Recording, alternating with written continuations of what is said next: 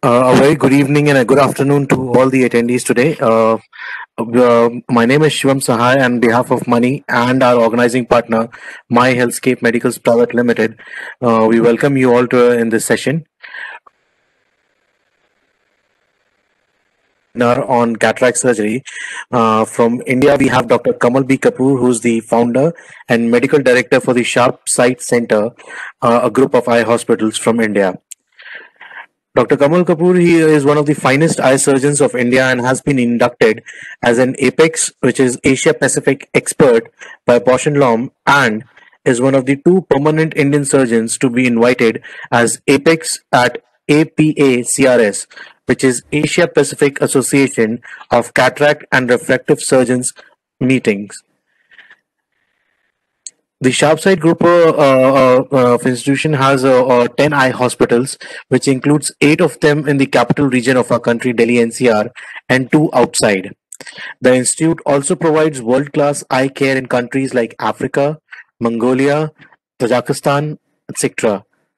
Dr. Kapoor's main interest is in anterior segment, cataract, LASIK, and phakic IOLs. He has successfully performed more than 70,000 surgeries and has been known to be one of the fastest cataract surgeons in India. He is always at the forefront of providing surgical training on technology and skill transfer to all eager learners across the globe. Dr. Kapoor has presented numerous papers and conducted instructional courses in every major national and international ophthalmic conference. He has conducted innumerable live surgery demonstrations both abroad and in India. He is truly passionate about technology and actively keeps himself engaged in developing technology with a lot of Indian and multinational companies R&D team on latest softwares, IOLs, machines, and instrumentation. In his hobbies, he likes DJ and sound engineering. He likes working with various graphics, software tools, and tech. And he's also interested in Urdu poetry. With that, I would like to thank and would request Dr. Kapoor to share his pearls of wisdom with all the attendees today. Thank you. Everybody, am I audible? Yes, sir. Audible? Yes, sir. Yes, we can. Perfect. Okay, so I'll start with my first presentation. Now, is the screen visible to all? Indeed, sir. Is it clear? Yes, sir. Because I'm getting a voice lag. Okay, good afternoon and good to everybody joining in. I think it's a real privilege to be able to talk to my friends across the seas and cross learn. I feel in these times of COVID, there is one that has made all of us sit inside the clinic, but it has also opened up a lot of avenues for all of us to cross share, sitting in the confines of a room, sitting in a chair, and to cross learn from all friends across the world. So one thing I did during this COVID was do a lot of webinars, shared, learned from people across Australia, Turkey, Sydney, USA, webinars regularly, and there's so much of cross learning which is happening. So I'll be restricting my talk today to MoneyBlade because they're one of the co-sponsors here, and I'm a big fan of MoneyBlades. And I will also, if time permits, maybe like to share a few slides on some pearls of wisdom. So I will start my presentation with MoneyBlades because in case I need to spend more time on this, and more room for this. So there are no financial relationships with money, and any product I'm talking about in this particular slide is not related to any commercial interest. Now, Descemet detachment is one of the very common findings which we see after any intraocular surgery.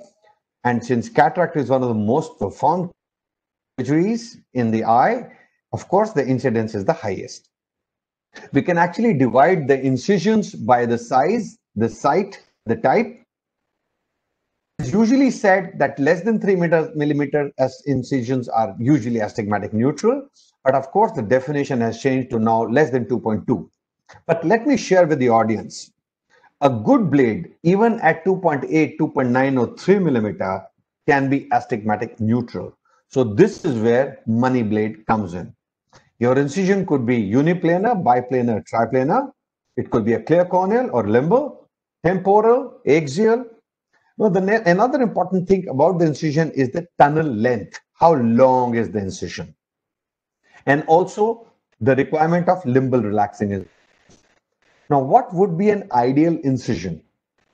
An ideal incision should actually allow an effortless access of instrumentation. You should be able to maneuver your phaco instruments. Of course, it should not be leaky so that the chamber remains well and stable for you to complete the entire surgery. It should be self-sealing, that once the surgery is over, you do not have to do much of tinkering with the instrument to do something with it. And the last, that it should actually be a tool for the surgeon to improve the vision of the patient, enhance the visual experience. And one more thing I would like to add is a good incision should also be comfortable for the patient. A nasty, rough incision can cause irritation to the patients. So an ideal incision, the goal would be to achieve an uncorrected visual acuity by minimizing postoperative astigmatism, minimal surgical induced astigmatism, and even if possible, neutralize pre-existing astigmatism. So if you look at the surgical anatomy of the limbus, you could have an anterior limbal line, the mid-limbal line, and the posterior limbal line. You could plan your incisions on the posterior limbal line, which would be more scleral, the mid-limbal line, or a clear corneal incision. My favorite area is the mid-limbal line, and I will talk all during my talk for that. Now, another preference is doing a temporal incision is far more comfortable, astigmatic neutral, and more optically stable than a superior incision. We will discuss about that. In case your audience have some questions, I'll be happy to answer questions also. Now, the site for clear corneal incision, site for scleral incision, and the site for limbal incisions. Now, these incisions, now this is how different kinds of limbal incisions or clear corneal incisions can look like. The first one would be a limbus antiparallel.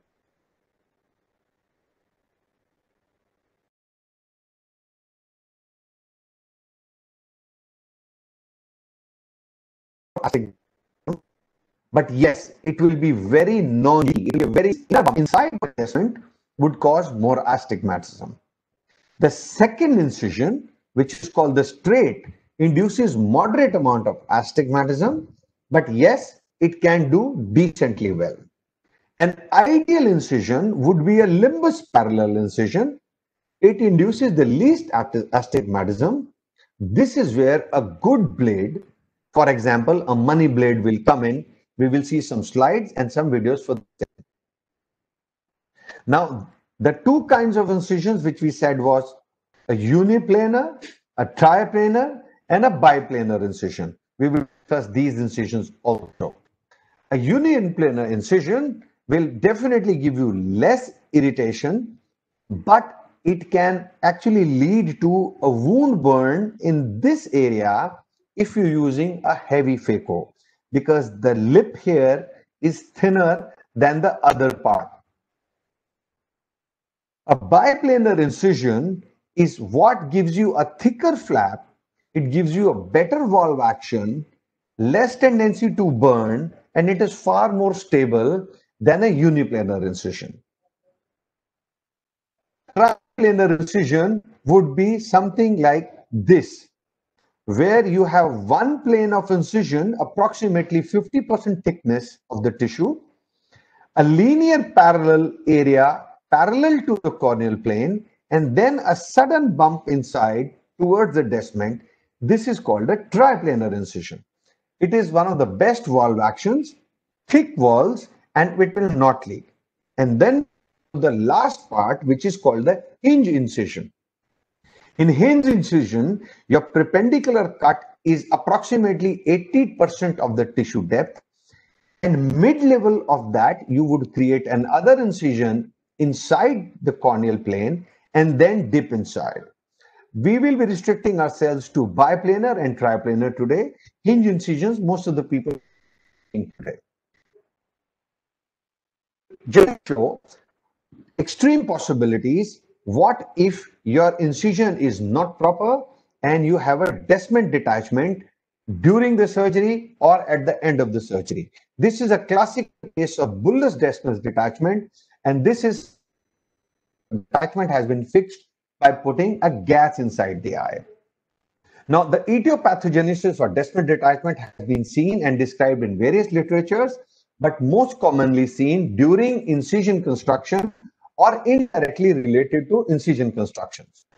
You could have a focal Descemet detachment, which is a very, very small Descemet detachment, usually described less than 1 millimeter, and it can be seen up to 43% of patients. And these patients and these surgeries would normally go unnoticed, normally, and the surgeon would not even notice this. But yet, if you are a little bit careless during your surgery, these 43% patients, some of them may land up into a larger Descemet main detachment of more than millimeter. So we have to be careful. Now, the theories for having a Descemet detachment are most commonly use of a blunt instrument, a animal or a bad knife, sometimes of viscoelastic or any fluid behind the Descemet membrane, or at times fish mouthing of the wound, which used a lot of phaco energy and the wound has got burnt. Sometimes opening a previous incision, which was done in a previous surgery, and you end up making a separate plane in that wound, could cause a Descemet detachment. The possible situations where a Descemet detachment can happen would be if you have a Descemet detachment near the side port, if your side port is too tight and you're trying to insert an instrument, which means having the right sized blade, the right thickness blade, and the right sharpness blade is very important. Then during hydroinflation of the side port at the end of surgery, if you have a micro Descemet detachment and you end up injecting fluid in the Descemet membrane, and you would have a detachment. The second incidence, which is far more common, is the main wound Descemet detachment. When you at times insertion of phaco tip, especially if you're using flared phaco tip, there are a lot of surgeons who prefer using a flared phaco tip. This can do that. Sometimes the wound can be tight and your insertion of the sleeve, phaco sleeve, can get engaged in the Descements and it can cause, so we will see some videos of that. Insertion of IOL. Sometimes when you're inserting the IOL, the haptic, while opening of the foldable IOL, the haptic can sweep and peel off the Descemet membrane, or also the irrigation aspiration sleeve. The most common reason of Descemet detachment at the end of the surgery is always hydroinflation of the wound. Now, how does a good blade actually improve the outcomes of the surgery, reduce the Descemet detachment? Depends on the thickness of the blade, the sharpness of the blade, angulation, edge profile, and surface. Now, the region suggested, as I said, was patient who have an intrinsic abnormality of TGF beta 1 deficiency, tissue growth factor, because there the Descemet membrane will be less adherent to the stroma. These patients will be more prone to have a Descemet detachment. Now, there have been numerous studies published in the literature. This is a study published in India by my friend Dr. Tityal.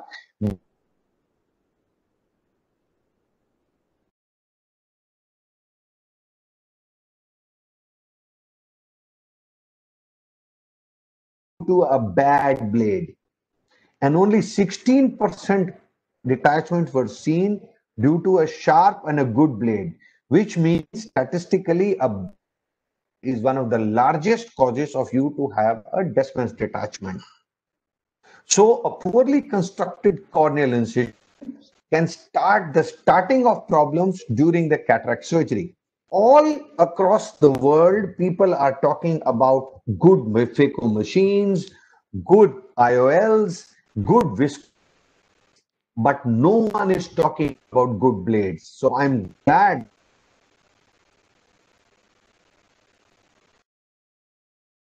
good starting of a surgery. And a bad incision is start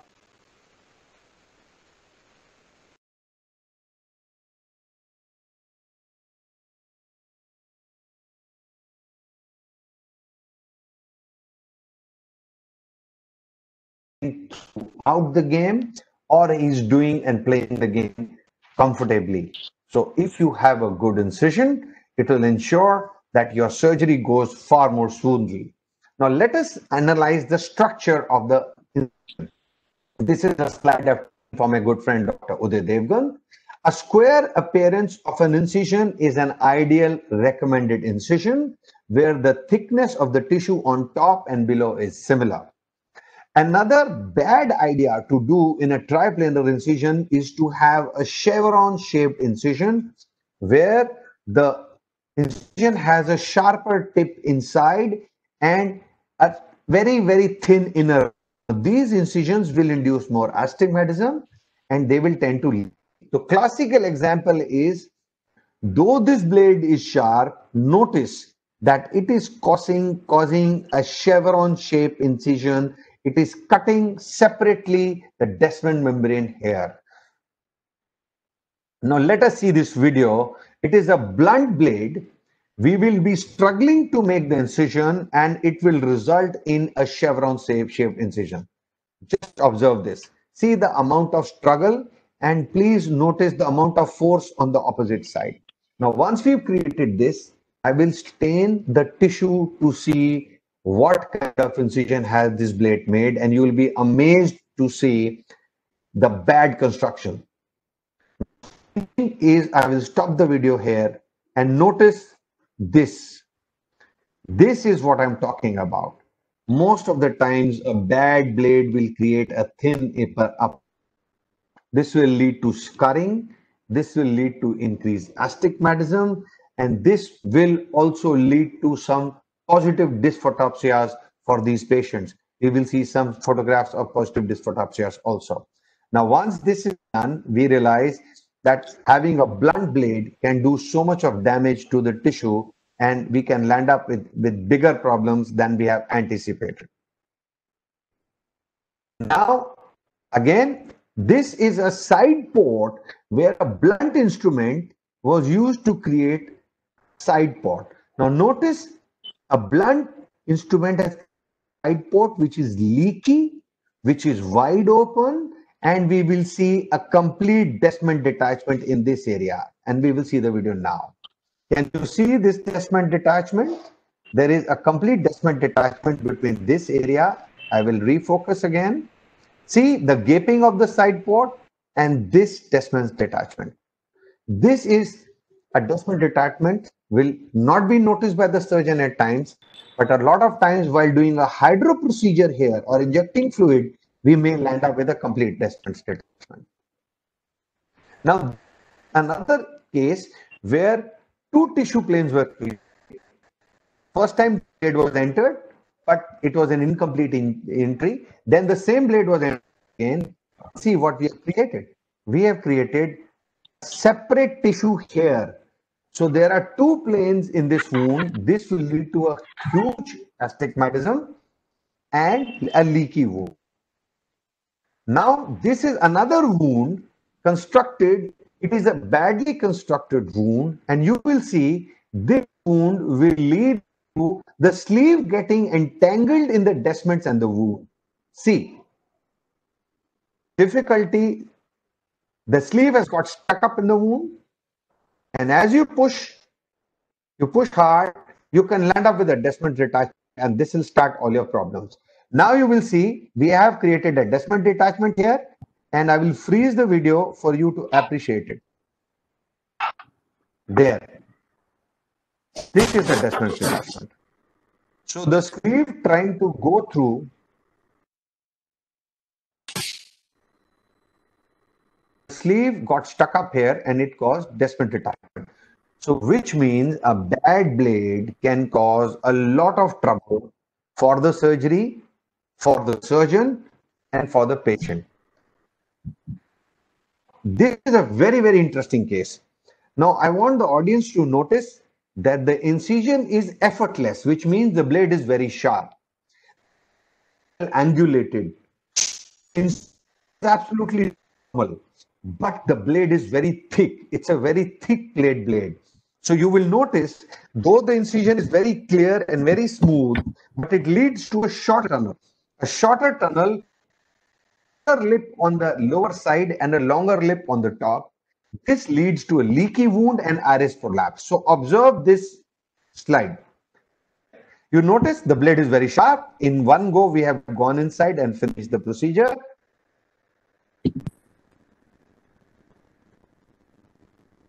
So the blade is sharp. There's nothing wrong with the blade. The blade is very thick. Now this is where money blade comes in again. Money blades are so thin and they are so sharp that you get a precise plane of what you plan.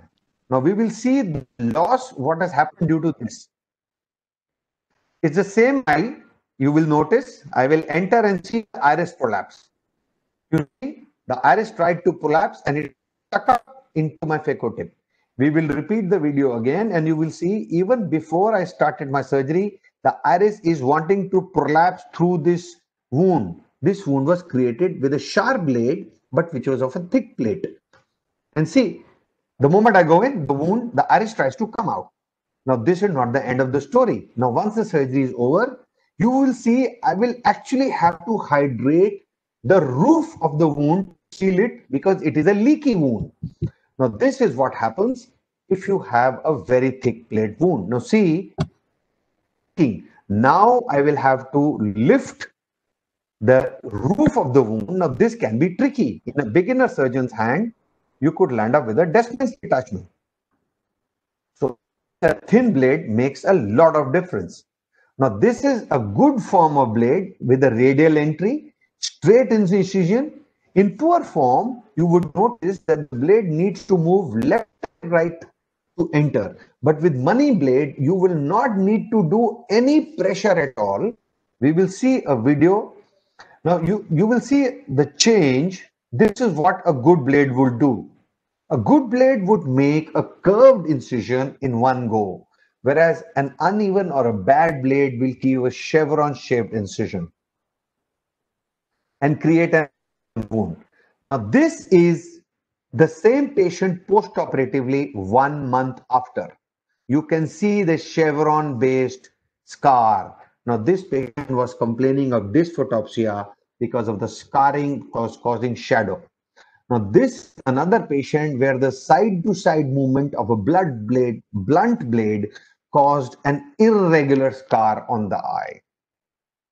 Now, we will see tissue damage and scarring due to a blunt blade. See this. I'm needing to use a lot of pressure. Now, this is tearing rather than cutting the tissue, it is tearing the tissue. See that again. It is tearing the tissue. Now, I freeze slightly here and you will notice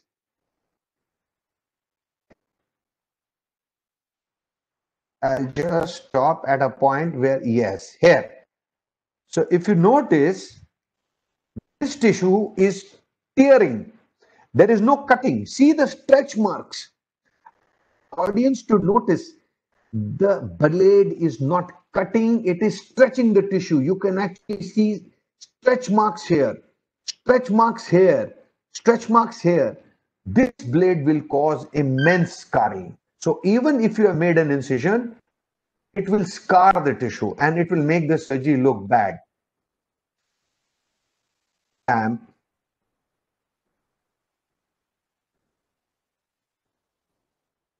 Yeah, now these patients classically with scarring will complain of dysphotopsia.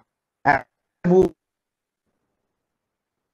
approach the pupillary zone. There, this is what a bad wound can do. It can give you very, very unhappy patients. Now, this is a post-RK patient where a bad blade was used. It ended up opening all the radial keratotomy openings and it had to be sutured. Now, wound. Just after finishing the Rexis and hydro,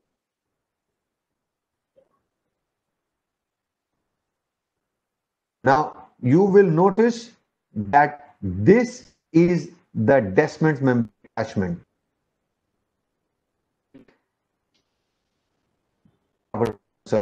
Now this was again done during the blade insertion. It created a Descemet membrane detachment.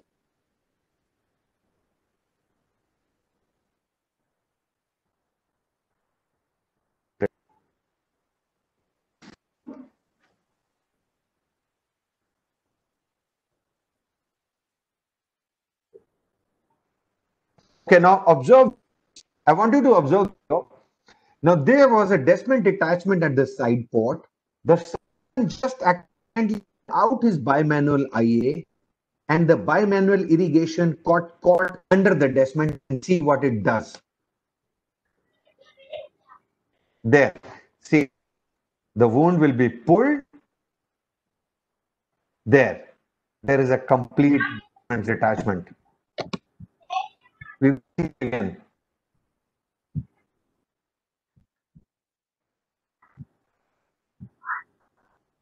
Erase this. This will be, we do a hydro procedure in the wound, and you will see a complete Descemet detachment. I am unable to take away. This is the eraser. Yeah, this is the. Okay. And this is this. See what happens. Injection of viscoelastic and complete Descemet detachment. See again. There. So there was a detachment at the side port. The surgeon didn't notice. He injected fluid, and now we are in for big trouble. So again, a bad side port is as dangerous as a bad 2.8 keratome. So we have to be very careful when we do these surgeries. Again, while injecting viscoelastic, see there, see again, there is a Descemet detachment and viscoelastic has been injected, and there, now you have a complete Descemet detachment. Now all these Descemet detachments were caused due to a bad blade. Again, you notice, I want you to notice, this is a leaky wound. The iris is prolapsing, surgery is over, and this was sealed on its own. This was again due to a blade which was very sharp, but with a thicker plate. So again, it is not just important to have a sharp blade, it is very important to have a thin blade, good angled blade, and good shaped blade. All these three things will make the incision important. So I'm glad that Mani is focusing that on these issues. Now, Mani blades, unlike other blades which are made by sheets, are made by wires, I am told. These wires are flattened by pressure, and after doing that, unlike the normal blades which use a lot of heating to create a malleable blade and sharpen it, Mani blades are not heated and made. They are made by using pressing and sharpening the blades using special techniques and having special angles. Another fact, they are also not reflective, goes a long way for the surgeon to be comfortable. So the non-glare finish makes it a lot important. Now I think the most important thing is the profiling of the blade. How are the side cut areas manufactured? This is what defines the blade's safety and accuracy. So a smoother blade, a sharper blade, a thinner blade, and a good profile blade is what a surgeon requires. You could do the best of surgeries. If you do not have a good blade, it will not actually make a difference. Now we will see some surgeries. I just jump that now. See, you saw earlier surgeries with bad blades. Now let us see the comparison with a Mani blade. The surgery is going to be effortless, no counter pressure, no need to use a cotton bud also. Just push the blade on the eye and see the magic. Just see this. No counter pressure. The blade goes on its own. It is as sharp as a diamond blade. Incision. I will just show you the incision. Now the incision is made and you can't even locate the incision. is the beauty of the blade. There are no scars, no stretch marks, no tissue damage. See again, one go, the blade is in. Counter pressure. That's it. You will locate the incision after it has been made. It is a self-sealing wound. You will notice this. You will notice what I do. I use a hydro procedure to the lens. Now, this is a patient with high myopia. You can notice normally high myopia patient wounds will tend to leak because the scleral rigidity is less. See, the IOL is standing vertically inside the eye. The wound will seal on its own. No need to hydrate the wound, only side port. The wound is sealed. No need to hydrate the wound. That is the beauty of the blade. Clean wound. Absolutely clean wound. Now this, even in my femto surgery now, I have stopped using the femto arcuate incisions. I open the wound with, see the same self-sealing clean wound. No counter pressure. That just push the blade and the blade is inside the eye. Clean. No stretch marks, no tearing. You will notice here again, the lens is going inside. I use a hydro insertion, so I don't need to do a viscoelastic after the surgery. Again, the wound is self-sealing. There, I will just hydrate the side port, the main wound, and the surgery is over. Beautiful wound. So thank you. So I would love to have, if there are any questions. Any questions?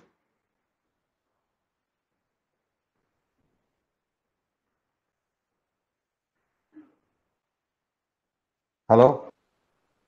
If there's any question from the attendees, then you can ask or put it in the chat box.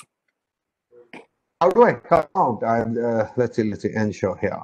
That's it. I'm out of this, and that's it. So you can just select stop sharing from the top. Shared. Okay. Stop. I've stopped. Thank you. Yeah. Thank you, sir. Question?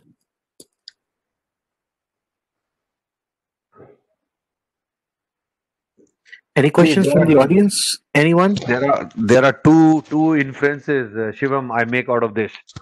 When I get no questions from the audience, there are two things. Either everybody understood every word I said, which is fantastic. Number two is nobody understood a single word of what I said, which is again understood.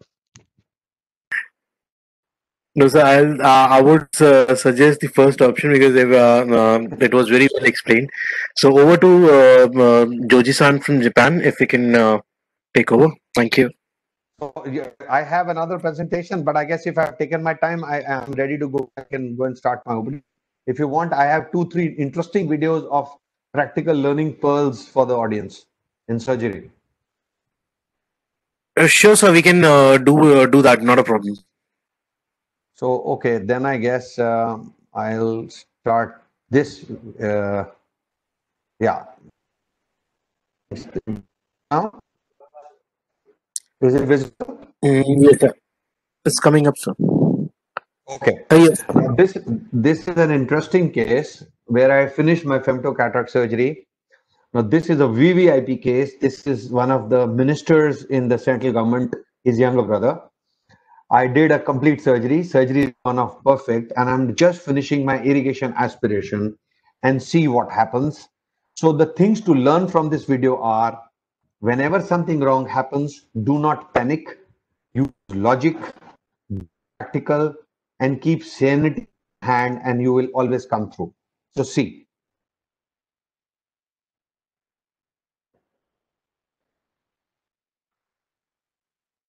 So I am doing my irrigation aspiration. Femto has been done. Now watch carefully. See what happens. There.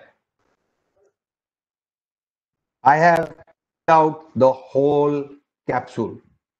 Whole cap along with the capsular bag equator is pulled to the center. Now, what surgeon have done in this situation normally, he would have suddenly panicked, pulled out his irrigation handpiece, and pulled out the whole capsule. But see what having practical sense of mind in this situation. Slow motion. There, I pulled the whole capsule. I don't panic.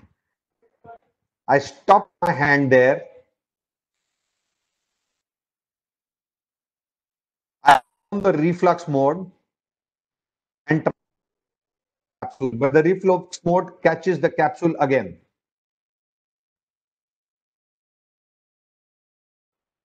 Now I don't pull out my, I keep the fluid running. If you stop your fluid running, this capsule will come up and flow out. So you have to maintain the pressure in the anterior chamber. Keep the fluid running. In case you have an accidental pull of the zonules, keep the fluid running. Now, while the fluid is running, I extend my left hand to look with the viscoelastic and insert viscoelastic in the capsular bag. The audience, please note what I'm saying. Do not put viscoelastic on top of the capsular bag.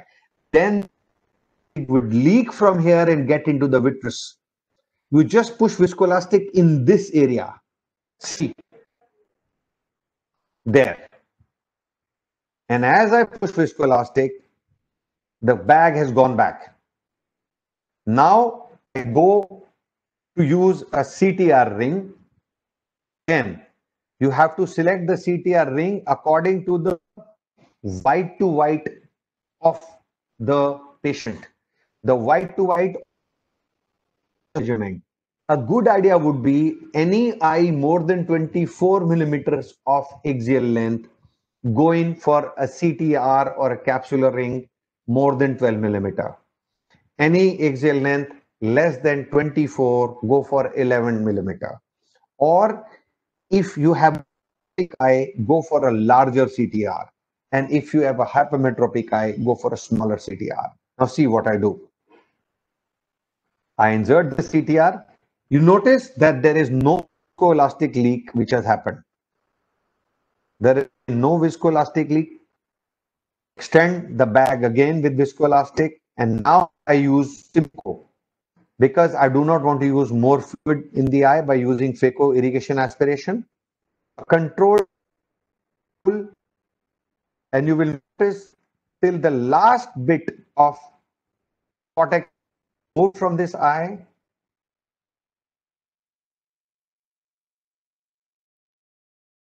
We go ahead from lost to a normal case, and you will see the case looks normal. We will inject.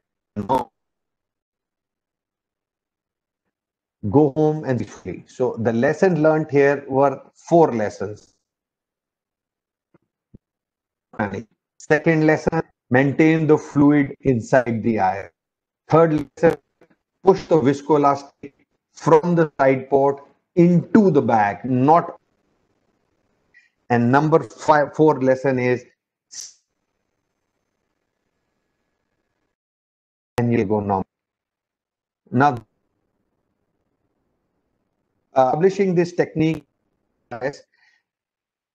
how to give an Argentinian flag sign in a hypermature cataract.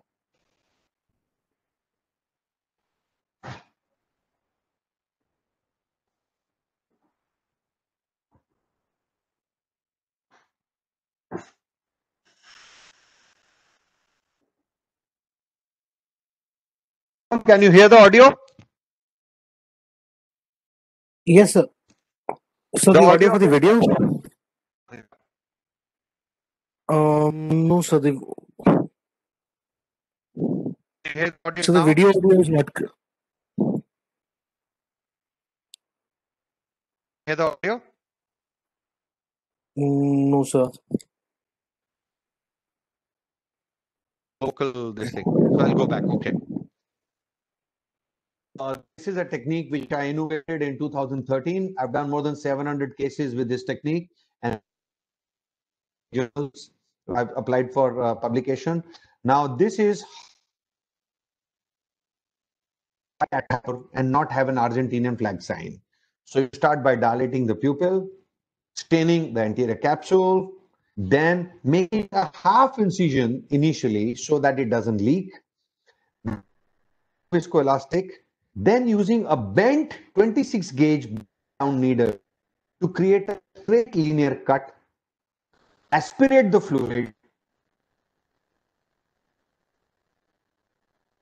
extend the wound, and then cut this linear cut with a scissor to make a T shape. Now this T shape will have two flaps. We make these two flaps, extend and join it from both the sides. Now see the video. Now this is a hypermature raised intraventricular pressure. We make a side port,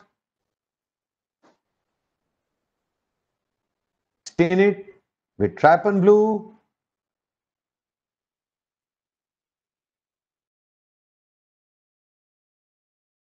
make this incision is going to be incomplete because you don't want the large incision which may leak.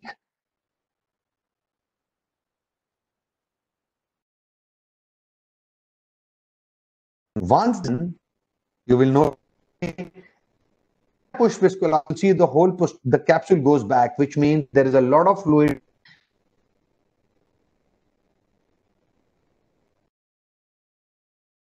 Now we will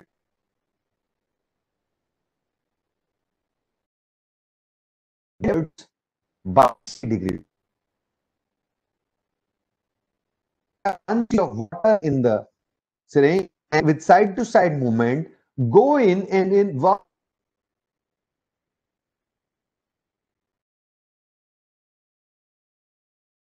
fluid inside the capsular bag, then push viscoelastic to get the fluid running out and reduce the intraocular pressure. Now enlarge the incision so that my Vanna scissors can go inside, and Vannas will create a linear with the T shape. Now you have a T shape, and what you need to do is hold the two flaps,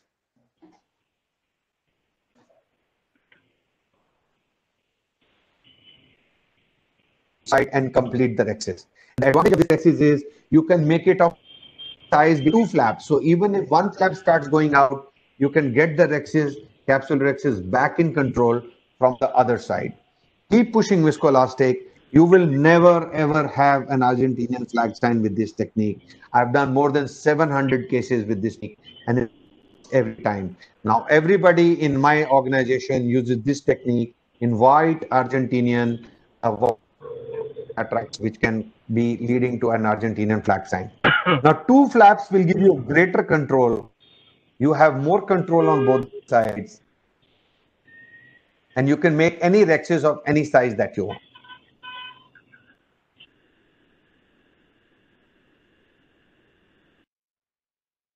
If you want to see more movies, I have plenty of them. Interesting learnings. This is the case with corneal perforation, with iris tear. Now this was repaired with a single pass fourth throw technique, a left-handed in technique. Jump the video first.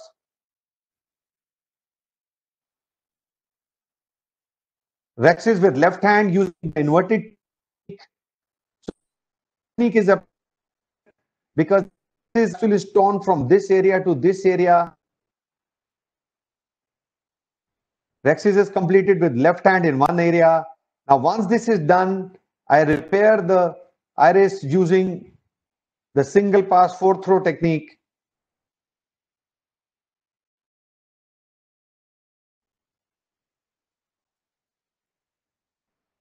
And you will be happy to know that this little girl, she was a 9-year-old girl who got hit with the TV remote on her eye. Her brother younger to a TV remote at her eye, and this eye was lost.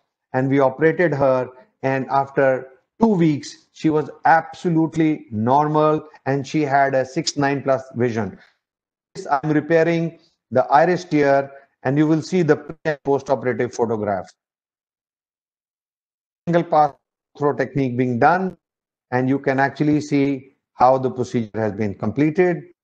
Now, the pre and post-opsy, this is how the eye was preoperatively with iris incarceration, total trauma iris perforation, lens capsule perforation, floating lens matter in the anterior chamber, cataract, and this is how on table the eye looks immediately. This is 4-month post-operative 612. So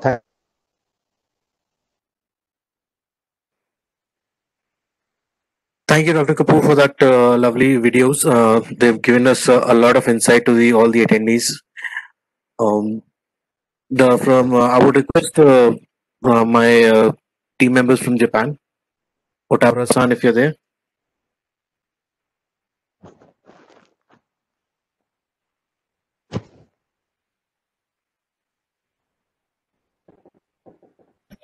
Hi. Hello, can you hear us? Yep. Okay, so Dr. Nazar, Dr. Kamal, thank you so much for a very informative presentation. We learned so much, and I think everyone joining today is also learning a lot. So the global health threat is still ongoing, but we hope everyone stay safe, stay healthy, and we look forward to seeing you again in our next webinar. Thank you very much for today, for your time today. Thank you. Thank you. Thank you for giving me this opportunity to share my learnings. And it's always a pleasure to meet friends all across the world, across all seas. So thank you, everybody. Thank you to Mani, and thank you to all the audience. And I think that's it. So I take my leave. Thanks a lot, and thank you again. Thank you very much, Dr. Thank you. Thank you, everyone. Thank you, Dr. Yes, thank you. Thank you, Shiva. Bye-bye. Dr. Nazar, thank you very much once again. Thank you. Thank you.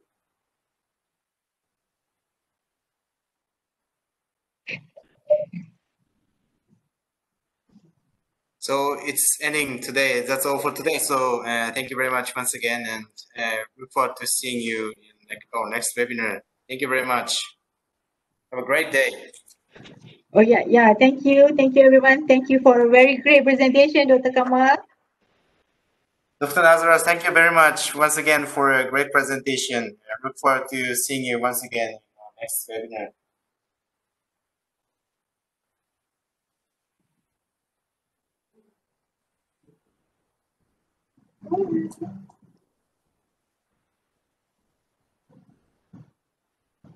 Okay.